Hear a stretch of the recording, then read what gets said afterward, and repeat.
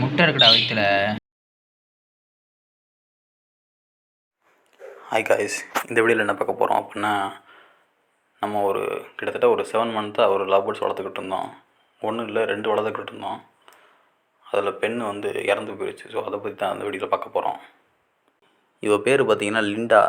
So நான் இவளை பற்றி ஆரம்பத்துலேருந்தே கொஞ்சம் சொல்கிறேன், அப்போ தான் உங்களுக்கு நல்லா புரியும். இவளை நான் வாங்கும்போது எதுக்காண்டி வாங்கினேன் அப்படின்னா, எங்கள் வீட்டில் ஆர்த்தர்னு ஒரு லவ்பேர்டு இருந்துச்சு.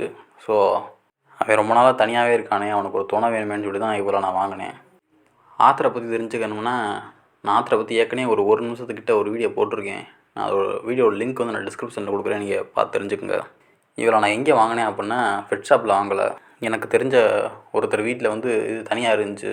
ஸோ தனியாக வச்சு வளர்த்துக்கிட்டு இருந்தால் ஒரே ஒரு ஃபீமேலை மட்டும், நம்மக்கிட்ட ஒரு மேல் இருக்கனால ஸோ ஐடியா பண்ணி அதை மட்டும் நான் வாங்கினேன்.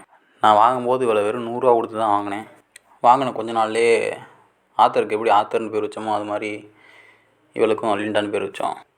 கிட்டத்தட்ட அது வாங்கி 7 மாதம் ஆகிருக்கும். ஆமாம், ஆத்தரை அதுக்கு முன்னாடியே நாங்கள் ரொம்ப நேரம் வளர்த்துக்கிட்டு இருந்தோம். வந்த ஆரம்பத்தில் இவள் ரொம்ப பயப்பட்டா. அதாவது தனியாகவே போய் நிற்கும், ஆத்தர்கிட்டலாம் போகாது, அந்த கூண்டில் ஒரு மாதிரி பயந்த மாதிரி நிற்கும்.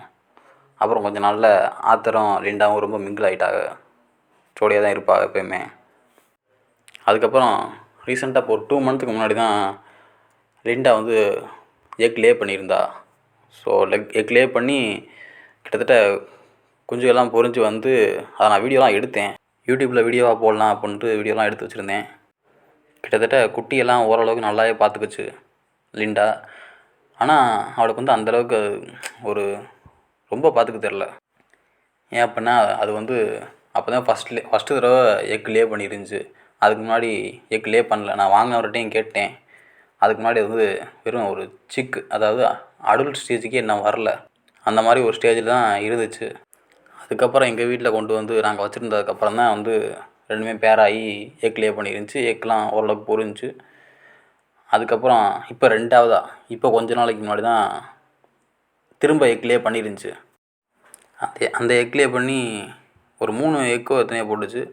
அதுக்கப்புறம் ஒரு 5-6 நாள்கிட்டேயே எல்லா எக்கையும் திருப்பி பானையை விட்டு வெளியே தள்ளி உடச்சிருச்சு.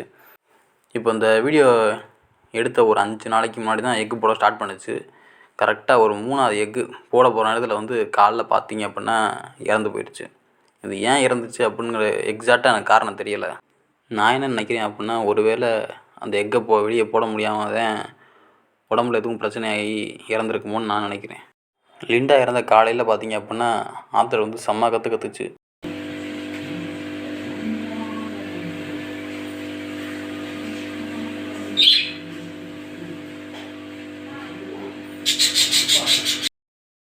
ஓரளவுக்கு லிண்டாவை பற்றி எல்லாம் சொல்லிட்டேன்னு நினைக்கிறேன். இதுக்கு மேலே சொல்கிறதுக்கு எதுவும் இல்லை. இதுக்கப்புறம் அந்த வீடியோவில் லிண்டாவை புதைக்கிற கிளிப்பு தான் வரும். சில பேர் அதெல்லாம் பார்க்க விரும்ப மாட்டீங்க.